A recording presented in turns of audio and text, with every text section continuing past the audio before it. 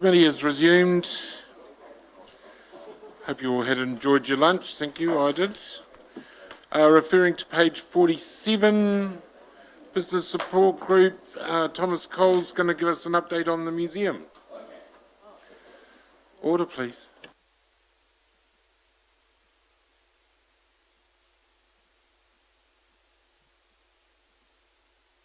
I'll just allow Hilda some time to bring it up. There we go.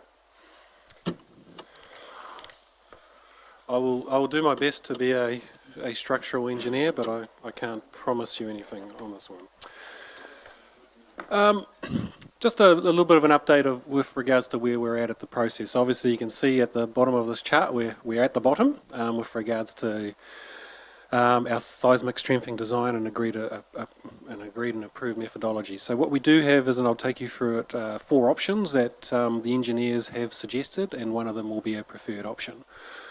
And then as we land on that, we'll be working up it with regards to doing some concept designs, development designs, and then the detailed design, and obviously leading to a construction process. And saying that as well, because of the significance of this building, there will be some form of public consultation and engagement, I think, on the options, and we are targeting to hopefully do that. It will be preferable not to do it as part of the LTP, but worst case, it may have to form part of that discussion. And what I'll do is I'll just walk you through the options. So the first option that's been suggested by the engineers is a full deconstruction of the old part, which is effectively the part highlighted in blue, followed by a full rebuild. And so there's pros and cons of doing this. This would be by far the most expensive of the options, but would also provide the most long-term benefit as well with regards to a brand new building, probably the strongest that you could get it because you'd build it to 100% of code, but obviously has some significant costs attached, and also there's the fact that you are demolishing the last heritage part of that building. So probably may not be palatable to the community, may not be palatable to Heritage New Zealand, but it is an option. The second option is actually addressing the components that are problematic in the old part of the building. So under this option, it would be trying to remove those concrete walls that I mentioned previously that were the weak point, and replacing them with steel alternatives. And I guess that the building's split the way that it is, because if I start at the top, it's replacing the roof with a lightweight roof. The middle, it's replacing those concrete walls with steel framed, and the bottom one is the green, which is the glass wrapping of the columns and putting a new subfloor underneath the existing floor. There are other issues associated with that though, because it doesn't resolve some of the other long-standing issues that the building has. Option 3 is actually very similar to option 2, but other than the fact that rather than replacing those concrete walls, it's looking to reinforce them with steel structures. And option 4, which is the preferred that we're working towards, and is the recommended, I think, by the engineers as well, is effectively replacing the whole roof with a lightweight alternative, which will be 1/5 of the weight of the, I think it's 1/5 of the current roof. And as you can imagine, when you have a very heavy roof on a structure, the structure has to be a lot stronger to support that roof. So by lightening the roof, you're not actually having to strengthen some of those internal walls as much as you would. It would be bracing those concrete walls, so inserting a steel frame into those, and as well as the subfloor, which would be wrapping them in glass and putting that new subfloor underneath. And so that is the option that we're pursuing at the moment, and getting a much better understanding of from the engineers as to how that would be done, and also trying to identify what sort of national building standard, or MBS, that we could get. So obviously the minimum we should try to do is 67%, but in saying that, as it is a public building, as it is a museum, as artefacts are loaned, the building does need to get above 80%.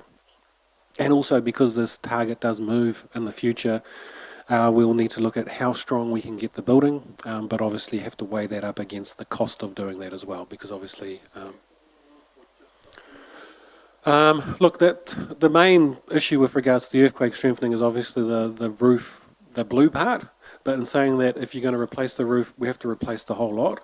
And the whole lot needs to be replaced anyway because the whole, as I mentioned before, the sarking underneath the tiles across the whole roof is corroded and needs replacing. All the nails and joints and everything in the whole roof needs to be replaced. So effectively it is a whole exercise of removing the whole roof and looking to replace it with a lightweight alternative.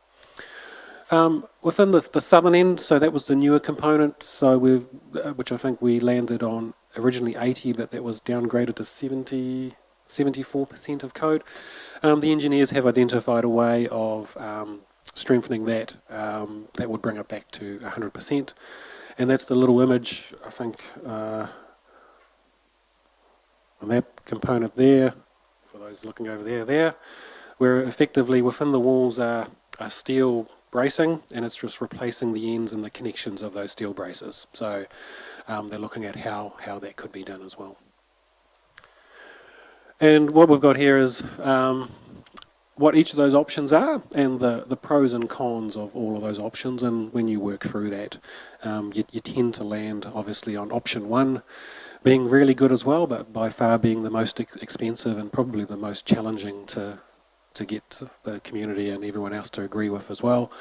Whereas option 4 by far probably provides the best balance of retaining the heritage and bringing the building to where it needs to be, as well as addressing a lot of the historical issues as well with regards to fixing the roof, fixing fire egress, fixing public toilet amenities, and fixing those sorts of elements as well to bring the building to where it needs to be. So any questions? Just costs of the options, and also you haven't got up there sort of do nothing. Not that that's an answer for me, but you know, if we go out to the community, it would be good to see the level of community support to whether we invest in this, because it will be an investment and it's long term. So that's not an option up there, I note. And No, but that could be an option when we go out and consult with the community, obviously. So yeah. Yep. So you have got a base assumption here. I'm not putting you under scrutiny, but the base assumption is that we're going to fix it, which I think is what all councillors feel. But we haven't heard of the costs. No, and as we move through the next steps, we'll get a much better understanding of the costs, and I won't try and estimate or guesstimate as what they would be, but you are talking multiples of 10 million, and it depends on obviously the options. If you were to look at those options, option 1 would be by far the most expensive. Option 2 and 3 would be the cheaper alternatives, and option 3 would be the middle. Oh, sorry, option 4 would be the middle road. Yep.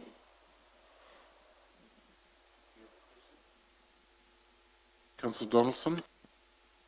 Just an aesthetic one, Thomas. I notice a note at the bottom that the original heritage tiles were black. So as part of the consultation, would there be a discussion about whether we should go back to that or stick with the terracotta, which is similar to other council buildings? Yeah, good question. As part of this process, and there's a steering group, internal steering group at the moment with regards to working through these options, and I think we need to go to a wider community group as well. The reason why we raise that is Heritage New Zealand, I think, raised the fact that we've talked about the issues with the roof and the fact that we need to replace it. They've said that, you know, it's the terracotta, at which point we highlighted them back in 1904, it wasn't, and so therefore it's not actually an original heritage feature, so you shouldn't try to hold us to retaining that aspect of it. And so by moving away from the terracotta, and it might be that we could go back to the black, or we could go to something that looks and feels like it's current, but is a fifth of the weight. And we're currently, I think Tyrone's working with Monier, I think provided them with some tiles to see if they can make a lightweight alternative. So it's just keeping those options flexible as to what could happen. I hadn't quite finished, but it's all right. The other was, what are we doing about insurance, and then involving the Museum Centennial Trust about keeping them up to date too. Without a doubt, we need to keep the Centennial Trust up to date, and we'll work through that. Insurance is still a tricky one with regards to it. It's still a watching this space, so we need to obviously still quantify the costs of the repairs, and so we are keeping a track of those versus the cost of improving the building with regards to seismic strengthening, and we're also working with our insurers to see if we can get the deductible down as well. From the 5 million to something maybe 3 or 2, and we've got a strategy in place on that one. But at the moment, the insurance is still on hold and watching with regards to where we go to next. And my last question there is, when you look at European restoration of buildings, often it's just keeping the facade, but actually having a complete refurb and refit inside for a different purpose altogether, and then looking at, do we build a contemporary gallery and museum somewhere else, especially with the integrated lakefront plan. Is that an option, or it just looks like we're saying we're going to completely repurpose, refit this for what it is now? But it is a chance to be quite bold and innovative at the same time as keeping that wonderful, iconic, dare I say, facade. Those are exactly some of the questions that are being asked as part of this process, and that we'll work through. Yep. The questions is Mr. Martin. Mr. Chairman, the fact that my family dates back and helped to build that building, it was never intended to be a museum. It was a bathhouse. And what absolutely upset me was the fact that we've got an iconic building and we put a coffee lounge inside it. And I don't see the purpose of restoring the building to the same quality that people can go in there with safety. I believe it's an iconic building, and what I'm seeing with the strengthening of that building and the lightweight roof is that we should perhaps strengthen it, put a new building roof on it, and the iconic building is still in our government gardens, which I would have liked to call the Rotorua Gardens, incidentally, and it's there to take photographs. On the wing that's been done recently where the gallery is yes, that can still be occupied because it was 80% earthquake free. But I would like to see the money spent in a purposely built museum that we do properly for the purpose, not unlike what you've done with the library. And what also worries me is the fact is that we have a tremendous amount of taonga and artefacts that are never ever displayed in our Rotorua district, and it's sitting in storage. You can't put it into that building because the building doesn't fit the purpose of an actual display museum. But that's my opinion. Do enough to retain it. It's the iconic part of it of taking photographs. When you walk inside it, it's lovely, but it's not usable for the purpose of a museum. So that's what I would like to do, is build a proper museum. And I think we had that opportunity not so long ago with Ngāti Whakaue and a certain gentleman that's a millionaire to do that down our lakefront and do it. I'm sure it's still there. Rob Kent, I think some of this debate is LTP stuff. I'm just giving you a little bit of latitude, but just stick to the issue that's been raised. Councillor Kent. Thank you. My question is, at what sort of, how far have we got to wait before we actually come up with some numbers to give us an indication of what sort of dollar values we're talking? I think we're trying to get those numbers in about 3 months, or within 3 months is the target, so we can have an informed discussion around the impact of it, if any, on our long-term plan. Okay. Oh, Councillor Gould. Thank you, Mr. I Chairman. didn't think you were here. You only asked one question. Shouldn't we have this discussion in 3 months' time when we know what the cost of the building is, and then we know exactly what options we do have at that particular stage? Yeah, I think that's the answer to your own With, question. without a doubt, I think what we didn't want to go through was a period of silence where you didn't know what was happening, and so this is just give you an insight into what we're working towards and the progress that we're making. Could you give us an update on the sports dome, or? Due to time, I'm happy to do that next month. Okay. Yes, Look, I value the update because in a gap things are made up, just like the coalition talks. But, you know, it's great for us to actually be informed that you're at this stage, and that's a lot of work that's got us to 4 options, and it stops us surmising a future that we can't guess yet. So it's good to hear that much. Thank you. thank you, Your Worship. We'll have the infrastructure group now. Transport services.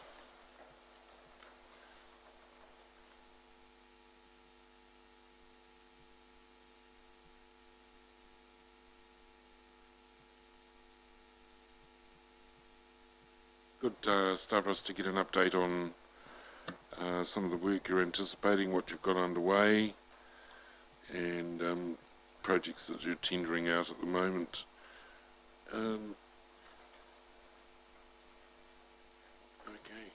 go for it.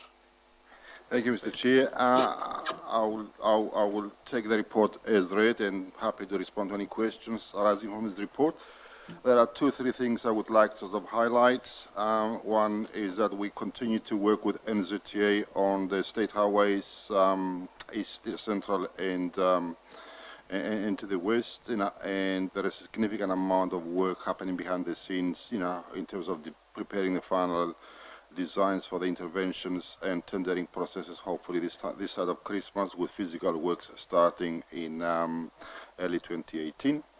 The other area I wanted to highlight in the transport side is that the parking services request for proposals have now been shortlisted to 3 proposers, and we are holding an open day presentation on the 19th of October to hear more details for these proposals, with a view of reaching a conclusion as to what we would recommend to achieve and how to progress forward with that.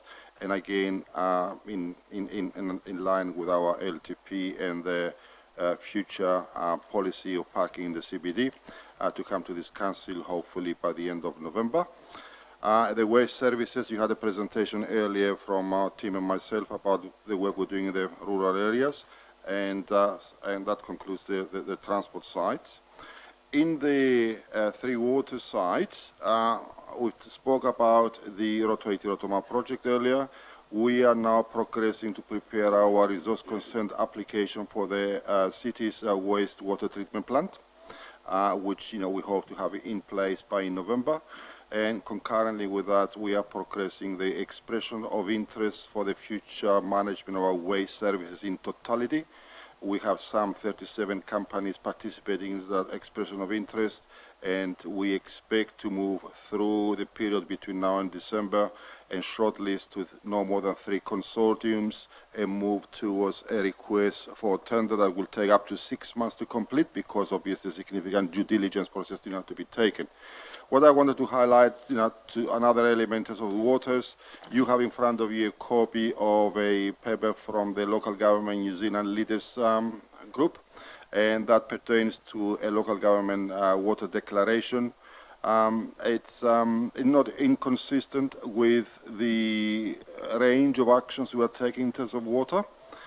This declaration will be made public by the members, by the national body on the 10th of Tuesday, and there is an expectation that our local mayors will co-sign that declaration.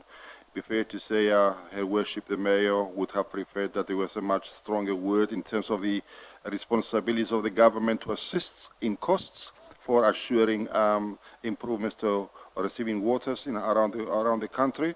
However, what I would like to highlight is that the declaration applies to regulatory and operational measures we are already carrying on in districts. It applies to from the point of view of respecting the cultural values of Tangata Whenua as to the special significance water plays in the culture, and also calls upon the government to achieve an integrated policy approach across the country, so we have standardization and uniformity to identify the significant costs associated with improving waters and to assist the territorial local authorities to meet those costs. Our recommendation is for the mayor to co-sign the declaration, and that's all I had to say, but happy to respond to any questions you may have. Thank you. Thank you, through you, Mr. Chair. Stavros, my question is around NZTA and comms around the timeframes for the Eastern Corridor upgrade. Just this weekend, I've had 3 people from the property development and commercial real estate sector ring me, asking about what's this about a flyover at Rotorua roundabout, and also what are the timeframes when things will happen. I see you've mentioned there that the detailed business case for improvements to the airport will be completed by March 2018, but when the Prime Minister comes here with a pre-election promise that it'll be built if they're re-elected by 2018 or in the next term of government. So where can the public, where can we direct inquiries to on a website? Because I've just had a look on NZTA and I can't find it. Where's the best source to find out? What I can tell you with certainty, and I will talk to NZT about the website too, is that the proposed works we know with certainty are taking place in Rotorua at this point in time.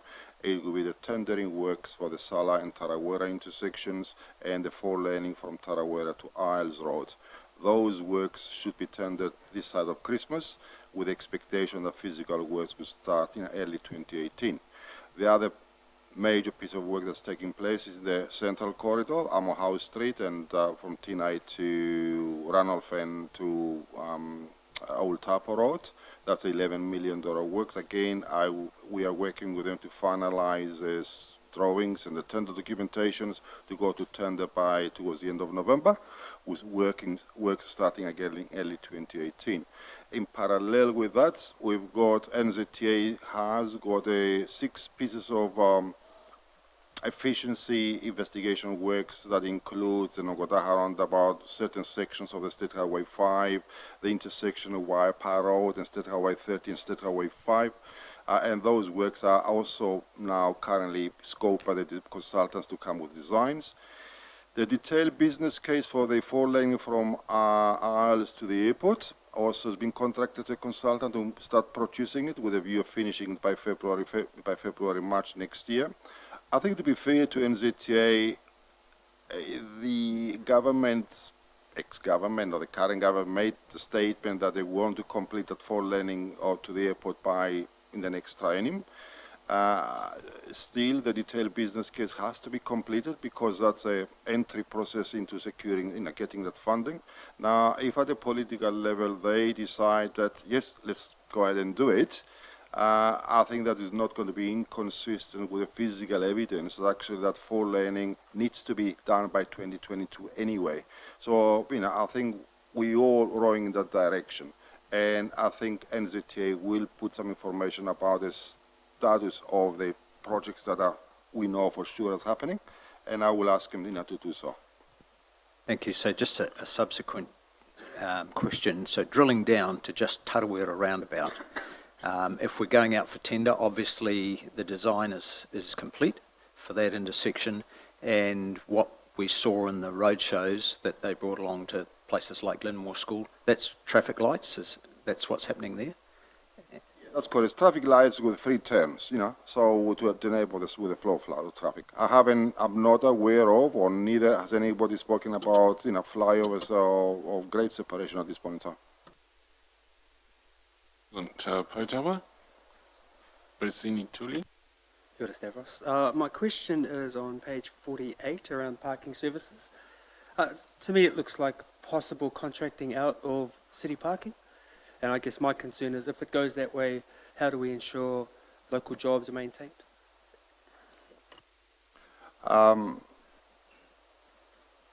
It's another step. As you all are aware, the parking equipment in the city at the moment is quite dated. I don't know how many of you are able to go and park and have coins in your pockets to put coins in the parking meters.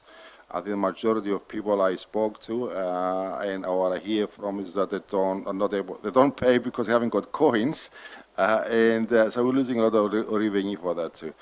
To upgrade the equipment towards modern systems where you can pay out by credit cards, phone payments, online, and so on, there is an estimated $6 million of investment to be made. We are asking the industry to invest into that in exchange of a long-term contract, and also have asked them to provide financing or funding proposals to provide the parking enforcement. Our parking enforcement complement at the moment comprises of 4 staff, 3 permanent staff, 1 contractor. So we haven't decided yet whether we'll accept a proposal, we'll proceed with a proposal to outsource those services. But if we were to do that, as a good employer, we have a due diligence to facilitate the possible transfer of these employees into the new contractor, who's going to have a long-term contract to work with. But we haven't made that decision yet. And just to follow up with the Rotorua appears to have a roading jigsaw happening, and many residents don't get a full view of that jigsaw. Is there a single place where NZTA have a room where all the projects are going? Because there's just too many projects happening all at once, and I think an average resident would like to just enter something more than a website, maybe a room with this is happening here and this is happening here, timelines, rather than having to piece it together yourself and missing out on a lot of the information. Because I think there's some poor comms happening at the NZTA level. Yeah, I think that's a very fair point, and that's a subject of conversations we're having with NZTA, because again, one of the unfortunate things that happened to NZTA is that NZTA went under the restructuring in the last 6 months, and actually lies on demarcation between their funding, planning, execution, network management are so difficult to navigate at the moment. But I hear your point and I agree with you, and we'll have to find a way to make it more legible for the community to understand what's going on. Thank you.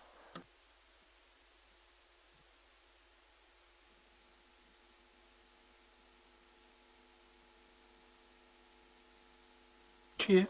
Thank you, Starbucks, for your report. I want to talk about water levels. I know a lot of the lakes around the Rotorua region are actually very, very high. Are they getting monitored weekly? Because, it's been reported in the Daily Post yesterday that the water levels for Rotorua, we've had 9 months of water, which covers a whole year. And we've got another 3 months to go. And we can't afford to have, when the water goes down, then we're going to notice we're going to have to do a lot of repairs on the walkways and different edges around the lake, around the different lakes. So are they being monitored on a very strict? I think the water levels of all the lakes have been monitored. The reality is that the discharge from Lake Rotorua through Lake Rotoiti is running at its capacity at the moment, and we're already discharging to the maximum can discharge, and we have a constant issue with regards to the amount of stormwater and groundwater levels that's into the ground at the moment. I think I've noted before that the rainfall we had since March this year is in the region of between 300 and 350% the average rainfall we had, since 1960s, from what I understand. So it's an exceptionally wet period, and the water levels are continuing to monitor. Also, it's quite important to note to you that we are doing some work with the regional council at the moment to ask them to review the way they manage their main trunk assets for stormwater, because the rivers and stream system that feed into the lakes, it's belong to the main stormwater control system of regional council. And we are facing some significant challenges with regards to our development to ensure that our developments do not incur unreasonable stormwater control costs only to contribute a very fraction of the total amount of stormwater that goes into the lakes, which at the end of the day, leaving aside the cultural significance and environmental issues, the stormwater lakes from a hydraulic perspective are storage ponds. And therefore they have a certain capacity to accommodate that. So we have a significant body of work to do with the stormwater management in the district over the coming years. So monitoring Rotorua with the high water levels too? We monitor everywhere the high water, groundwater levels have a significant impact into our in-ground stormwater system to discharge. Because again, in Rotorua, the drainage system can only discharge up to the point where the river levels are allowed to discharge. If the river levels are high, obviously the groundwater and the drainage systems are not discharging. So we have this sort of backlog that we're hoping for the weather to give us some dry spell to allow it to be reduced. The Mayor? Councillor Hunt? Yes, the Tenai Road and the roundabout, so I thought we hadn't quite finished that. The community is asking for grade separation, yet I'm hearing about lights. So I just don't know what we put in to the business plan. If we go for gold, it's a flyover. So is NZTA looking at that option? Yes. Rumour is out there. Yeah. Well, if you recall back in 2015, 2016, the investigation that followed the lifting of the REA designation identified a range of staged approaches to Tenai Road. And the grade separation is one of those stages, provided that the rest of Tenai Road from the airport to Sala, to the city, meets the full configurations of a fully functional state highway road with 2 lanes in each direction. Yeah. Once that is achieved, and then our traffic loads continue to increase, it will come a point in time which is be somewhere around the region of 45 to 50,000 vehicles a day in that corridor. That grade separation is the intervention option that is required, because when you have 4 laning, even 4 laning is like a pipe, can accommodate only so much traffic. So you move it to that stage. So it's in NZTA's intervention plans. The question is that the triggers to achieve that we need to meet certain traffic. And I would suggest from our perspective, our priority at the moment is 4 laning all the way to the airport, and then follow up the next stages from that. Just to the note on Portawa's comment about lack of people understanding NZTA projects, we've got a number of building sites around the city at the moment, and we put up corflute advertising the projects that are happening there. But we could use that. We've got one outside our own council at the moment, very nicely coloured in our council colours. There's nothing to stop us putting NZTA projects on some of those. There's nothing to stop us using some of our bus shelters for those sorts of information. It's incidental. I know it's not site related to where the works are happening, but if people are passing a building site and they do come up and go down, then they can read about other projects happening around the city, and it's not a very expensive way. And I think it would get enormous feedback, positive feedback by the community, because then they could put it on our website. What else would you like to know about? What projects? And all we do is we find a map, we print it up, we stick it up somewhere in town where there's some building happening. And we'd actually, I think, meet some of those needs of people all over the city, even if they don't live in that area, understanding what projects are happening, why they do the digging in the middle of the summer holidays, a little bit about the fact that the concrete needs to set and all the rest of it, which most people don't understand, and then we'd have far better buy-in. So it's just a suggestion, but we've got a lot of them out there. We've got the canvases, either that or a pop-up shop, but actually pop-up shop costs money and needs manning. This doesn't need manning, it just needs a bit of quick thinking and a willingness to try something a bit different.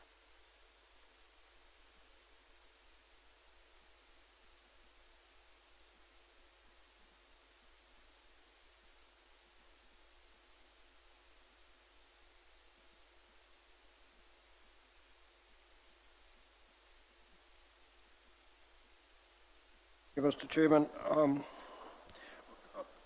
What's happening with the rural fire permits at the moment? Is it, we're still coming back through council or is someone else handling it now? Through Mr. Chair, there is, as the report notes, the rural fire statutory responsibilities are moving to the fence, the new entity, and that rural fire permits go through the PAMIS lands, which basically is a regional entity that represents fence. So if you go into a website, for rural fire, people will lead you to PAMIS lands, to issue the permits.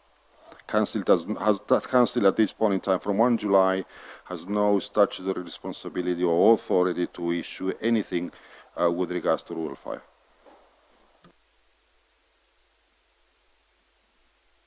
Questions? Thank you very much. We've covered the East Rotorua scheme previously. Yes, Your Worship.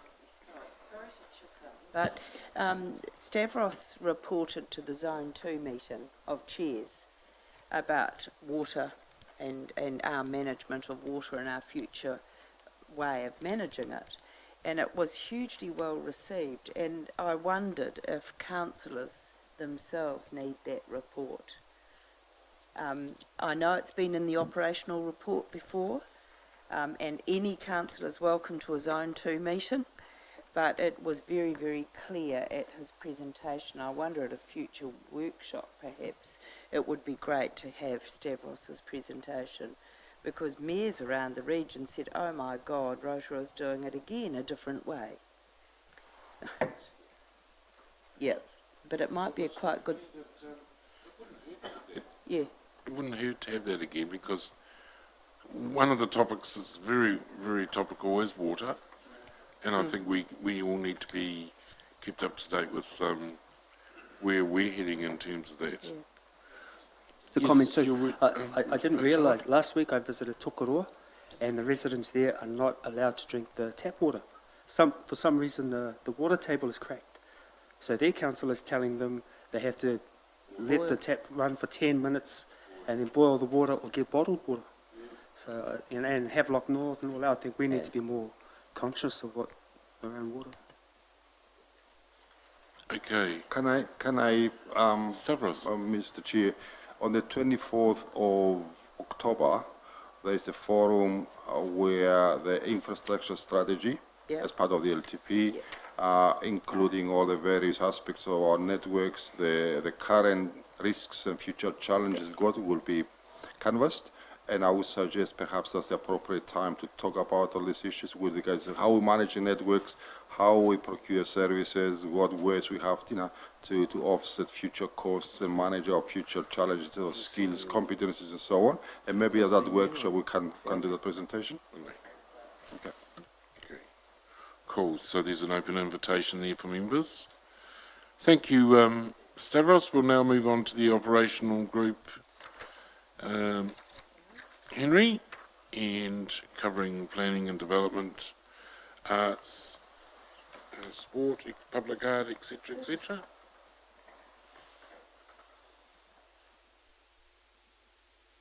Very extensive report. Welcome, Rob. Welcome, Henry. I think you should just take the report as read if you'd like to highlight any issues and then answer any questions if you could. Oh, that's right, you've got a presentation. Thank you, Henry. And again, look, this won't take very long, but Councillor Tapsell's question was a pretty relevant one, really, given what we're seeing in terms of growing concern about housing, the affordability particularly. So really this is just touching on what we presented to you probably a couple of months ago in terms of the overall overarching strategy or group of actions we're taking, and really giving you a bit of an update on where different aspects are at.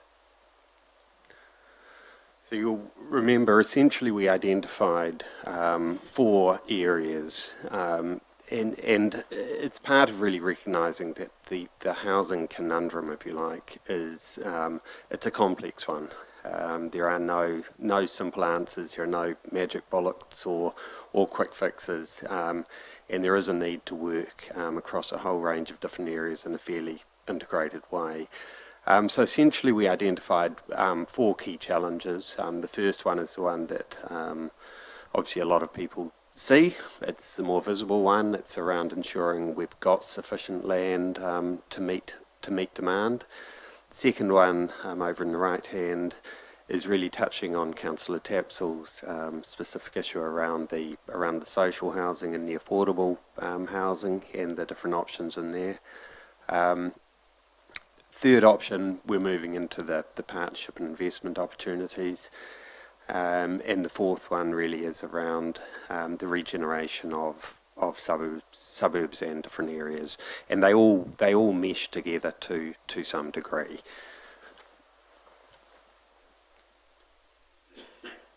So really, in terms of the key actions, again, a lot of this you will know and is happening as we're moving through the spatial planning process, but obviously a fairly key action in relation to the ensuring there is sufficient land is around the spatial planning process and district plan zoning, and particularly targeted plan changes around Rangataha, East Side, Pukehangi, and also looking at options around Papakainga housing and whether we can do more to make that option more accessible for people.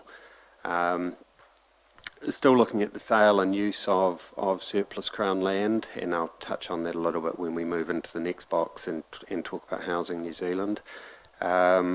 Still looking at what we need to do around the enhanced consenting processes and the establishment really of a more development focused approach, and really just capturing some of the numbers around with 80 potential lots consented since July. I think we had 170 all of last year. So it's a significant jump. We've got applications sitting with us for about another 60 sections, and more than 100 are in the what we'd call the pre-application phase where discussions are happening. And one of the things worth probably touching on in that, we're just starting to see some quite different applications being discussed, and particularly around affordable housing, and different thinking that's starting to come in front of us. So both affordable housing and quite an emphasis also on retirement options as well. So there's some quite interesting discussions happening at that pre-application phase. The second aspect really, which is the other main one I'll touch on, is around the social and the affordable as well. And one of the things that's worth just updating you here is that Craig and Chief Executive and I met with the Housing New Zealand leadership team, their Chief Executive and Chief Strategy person and Regional Manager, probably about 2 to 3 weeks ago, and really they just wanted to emphasise their commitment to Rotorua, their commitment to not only building new housing stock here, but also upgrading existing stock. And we're really keen to work with us on how their initiatives could be dovetailed into wider initiatives we might have in the community, and particularly when we're moving down and looking at the regenerating suburbs kind of option. So they're really keen to work closely with us to try and get as many gains as possible, rather than just come in, build a few houses and disappear. So they really see it as a very much a partnership approach with us, and we've got their regional team coming to spend a day with us in a couple of weeks to see if we can actually progress things. The other key one probably in there is around, we've called for expressions of interest around the management and development of pensioner housing. And again, this is just going out to test whether there are providers out there who might be able to do this better. And third element really is continuing to work alongside agencies like MSD and other community partners in terms of looking at the social housing and homeless issues in the community.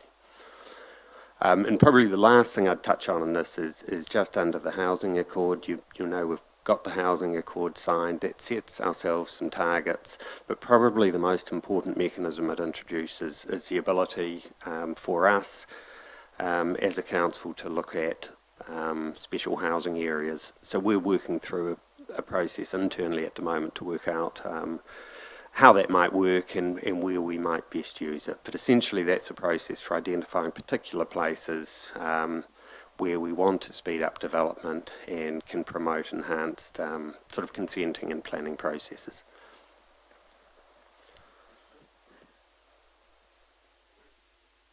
Thank you, Henry. And it's great to see now that the Accord is getting some flesh on it. And two questions.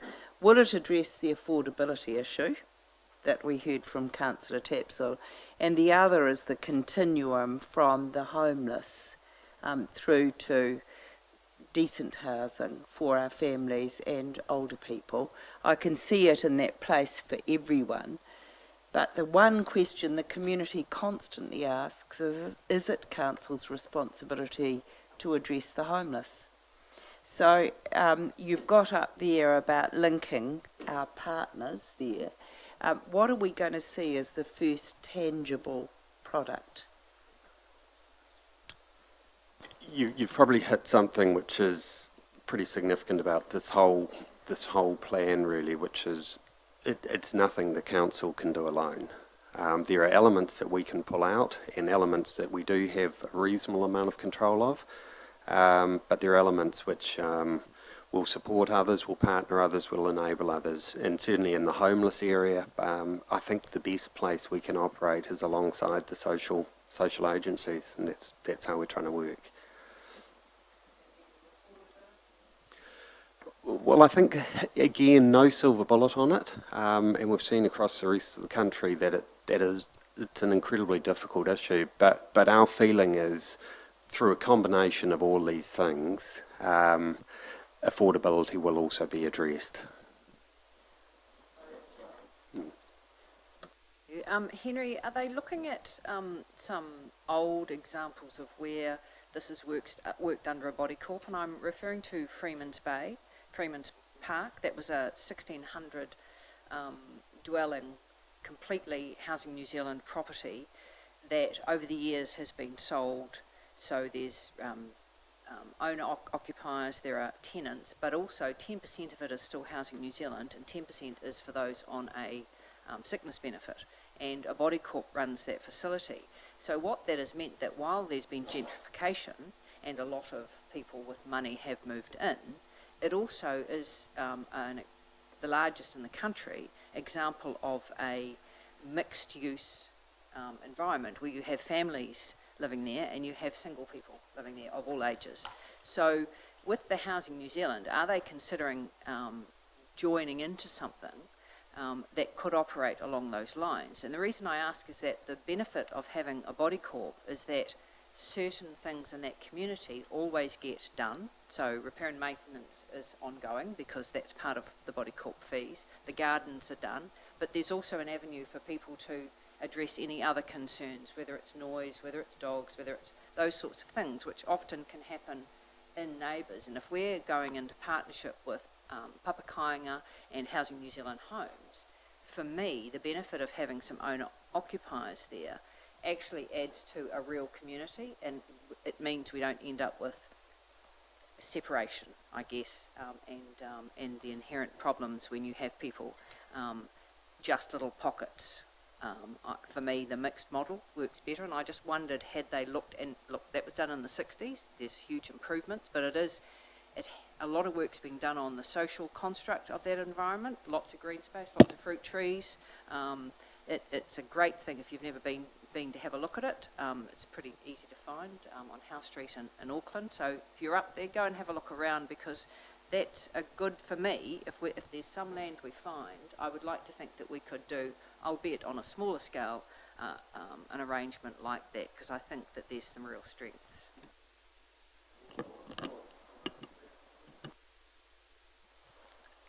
Look, we don't obviously have the same sort of scale as a place like Auckland has, where they are doing this in a much larger way, but the mandate of Housing New Zealand has expanded a bit away from social housing or to include affordable housing, so they do have more flexibility in terms of what they can do in terms of buying, building, selling, rebuying. But the message really they gave to us is they're probably not looking at massive clusters.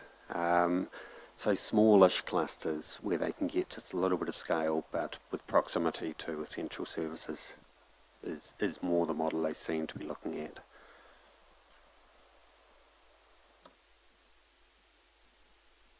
Yes, thank you, Mr. Chair. Well, so far so good, but you know, Housing New Zealand, they have to pull finger on this. They have to pull finger. Social housing is the responsible of central government, and Housing New Zealand is charged with actually doing something. Now, if they're going to swan into our city, well, I shouldn't say that, but if they're going to come into our city in a couple of weeks' time and have a look around, well, they shouldn't be leaving without saying, those are the houses that we're going to either pull down or do something about. And they know where their houses are, and we really should be knowing what their plans are for this. It's not our job is to advocate for the citizens of the city and to make sure the housing, the inadequate housing, social housing, is actually addressed. And so, you know, I mean, this is all very good and well, but will it put one family in a house by Christmas? I suspect not. And I'm looking to the Housing New Zealand to do this. So I just hope, Mr. Chair, that our staff are really not going to be pussyfooting around when Housing New Zealand come into town in 2 weeks' time. I can see the work that's been done there, but social housing is Housing New Zealand's responsibility, apart from the developers. Now, there's 2 conferences. There's been 3 in New Zealand this year. I hope 1 or 2 of our staff that went. The one that I went to in Australia, there was only Wellington City Council was there. There's a huge one coming up. I think it's in is it November or February, and that's on affordable housing, and that notice is going out to everyone. And we've got to have people there, because every council is concerned. But if the pressure doesn't come on from councils for Housing New Zealand to actually do something, then good plans will be put eventually to us, possibly, and something may happen. But is one family going to get into a house by Christmas? Maybe even next Christmas? I'm not holding my breath. No, and look, this is just a very quick response, really. And you're right about timing, and you're right about the proof being when we actually see houses being built. But certainly the approach that Housing New Zealand have talked about with us, and that they've continued to talk about with our staff, is a really different approach from just swanning in and doing as well. So they have given a commitment in terms of how they want to work. And certainly us working with them can make their job easier as well. So we've got a role as a partner in this, albeit not as the leader. But I just speak to that. I chair the CEs of the ministries on the Working Together Working Party, and we had a meeting last week. I heard back from Housing New Zealand that as the result of our chief executive's assistance with this housing accord, they are firmly at the table with Rotorua Lakes Council developing some very innovative models. They won't be developed by Christmas. I don't want it rushed. I want it to be done properly and to be done decently with the right suburbs and the right places that are needing to have this this work done and reinvigoration. So it's the first time I've seen them at the table, and they were actually very excited about the work that they're doing with Henry. So I've not seen that at that meeting before, and I felt quite heartened, but it won't happen by Christmas. I know that, but I was thrilled to see that they are working together. Kia ora, kia koro. I think, despite all the frustrations, I'd like to highlight 2 local housing champions. Inez White and Indigenuity will be getting families into homes before Christmas. So if council can't help and Housing New Zealand can't help, the people are helping themselves. So I'd just like to highlight Inez White. And also, when it comes to homelessness, I was on the Homelessness Trust with Auntie Tiako for a little while. And despite everything everyone tried to do, on Monday, Wetini and Taini opened up their own community space for homeless, for everyone. And I think they're dipping in their own pocket. They're getting help where they can. but that's an example when sometimes the community can't wait for the plans to come through and approvals to happen, and so it's been good to watch Tainui and Wetini develop that. So I just want to applaud Inez, Tainui and Wetini, because I think we can blame and finger point all we want. It's really about what our community is doing for itself. Down at the Salvation Army. Yeah. So that's open now. But also the example around Papakainga housing and Ngāti Whātua. So Ngāti Whātua had beautiful land. They had money enough to reinvest into properties to put their people into their homes on their land. And we're talking about that at the Ngāti Whakaue end. But if you could also, maybe if you're doing a best practice review or something like that, to look at Ngāti Whātua and their model. Long time in Potawa, and we've been talking about Papakainga for 20 years. No one's taken the bull by the horns of the cudgels. There's been a need for at least 30 years that I know of, and there's been a lot of talk fests. And to be quite honest, I'm sick of talk fests. The homeless, Tiny and his team were sick of talk fests too, and they've done action. They don't want to see those people loitering in Pukawaroa Street or, some of the issues that were raised here earlier. They've been proactive about it. I know it's a day centre, but at least it's doing something. And it's getting those people the mental health care that they need and all the other wraparound services that no one else seems to be wanting to do. So I say big ups to them. However, housing, you're right, Metapeka, it's Housing New Zealand's role, not the Rotorua District Lakes Council's role. We can advocate and promote, and you're to be applauded for what you're doing, but at the end of the day, it's taxpayers' funds. And Housing New Zealand, this has been going on for bloody years, and they're finally realising, I think we've got a problem. We've got houses empty. I could go on. I won't. Right. Any other questions? Let's move on. So, Mr. Chair, I'm happy to take the rest of the operations report as read. And Okay. if you've got Would questions, someone like maybe to Rob. move? Unless anyone's got a question on the museum, we've covered that. Major events, aquatic centre, stadium. What do you think of our bridge? We would have the flashiest bridge in New Zealand. Rob Kent. Thank you, Mr. Chair. Just coming back to the major events in Metopia, can we have an update on what happened to that $90,000 that was going to Korea? The $90,000? Henry? Councillor, it still sits with us. Metapeka no kawatate. Thank you, Mr. Chair. I just wondered if we could have an update on the sculpture at Himmel Gorge, please, or is it going ahead, or are we going to look at another option, or? Oh, it's Henry. Okay, Henry. It is Henry. He's the artist. Yep. And sorry, it's a really imprecise response I'm going to give. But really, over the next 2 to 3 weeks, we're still continuing conversations with a range of people and looking at options. So, look, I think 2 to 3 weeks we should have an answer. Mr. Chair, can I just ask? Sorry, Mr. Chair, can I just ask? Can I just interrupt? Oh, yes, I've just been getting some advice from the CEO. Can we defer this discussion to confidential? Okay, thank you. All right, any other questions? Sorry? Oh, rather watch paint dry.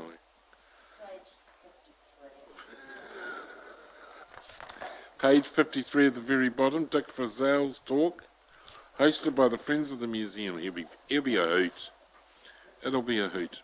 What do you think, I'll repeat the question again, what do you think of our bridge at Waipa? What do you think, Rob? Tell us about it. Thank you. Through the chair. Yes, well, we're very happy with the bridge.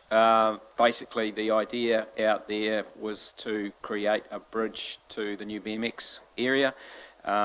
We didn't want a standard concrete structure with aluminium sidings. We were able to achieve quite I think a spectacular looking bridge for actually next to nothing over and above what an aluminium siding bridge would have cost us just using some locally sourced product. And the BMX club certainly seem to be very happy with it, and it's set quite a scene for further development work that's going on in the valley. So, you know, that whole corner should look quite spectacular once we've got it all done.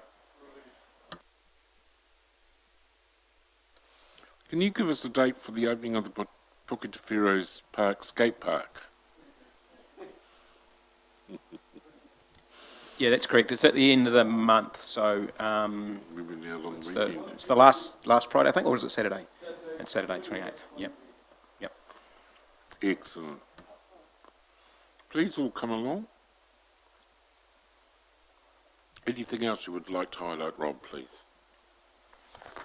Any questions on Rob's report? You can see the community engagement and events on page 56, where the staff is doing a huge community consultation on the draft Hamarana Reserve Development Plan, and been engaging with Ngāti Rangiruahi, the ratepayers out there, and us, of course, for some time. Councillor Donaldson. Yeah, just on page 54, looking at the geothermal bore and the footpool supply. The upgraded footpools, have we got a timeline for the completion of those? The Kurau Park ones. By the parking area there, please. Kurau Park, okay. Sorry, I haven't got the specifics on that. We're getting very close. As you will have seen, the construction work is very nearly completed. There's a bit of pipe work to do to get a new heat regulation source in it, and then there's some landscaping, but the landscaping can come after the pools are open, but we should be very close. Weather would have curtailed that as well. Okay, well there's the, we've got the motion that the operational report for August and September 2017 be received. Moved Councillor Donaldson, seconded Councillor Gould. All those in favour, please say aye. Against, carried. Thank you. Would someone like to move that we go into confidential?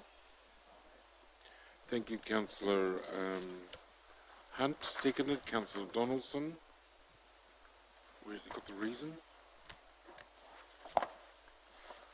Usually we have the reason. Oh, the reason for going into public excluded. What page is that on? I've jumped the gun. The reason for going into public excluded session is to enable the local authority holding the information to carry on without prejudice or disadvantage negotiations and protect information where the making available of the information would be likely unreasonably to prejudice the commercial position of a person who supplied who is the subject of the information. It's been moved and seconded. All those in favour, please say aye.